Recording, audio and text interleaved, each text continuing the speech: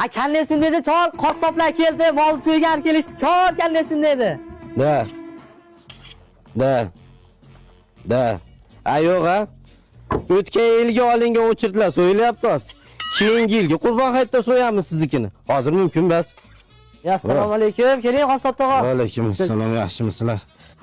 Bu 20 kilolik mol bu Qurbon hayitga ularmikin bu? Mol ichkarida-yu.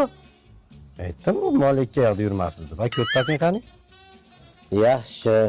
Qurbon hayitiga mash qo'y so'ramiz. Bu qo'ymas-u. Aytdim, bu qo'yda dum nima qiladi? Necha kilo chiqadi qassob aka? 200 kilo bor. Soqqasi qanaqa bo'ladi? Soqqasi shu piyoladancha kattaroq bo'ladi. Uni tashlab yuborish kerak, qoram bo'ladi u. Qassob aka tushunmadingiz. Buni puli qancha bo'ladi? Pulimi? 500 so'yish, 700 u shilib netish, pachaqlash netishlar bilan boringanga 1000 bo'ladi. So'mdami? Dollarda? Shunda bu mol necha pul o'zi? 700 yosa kerak. Sotaman, olasizmi?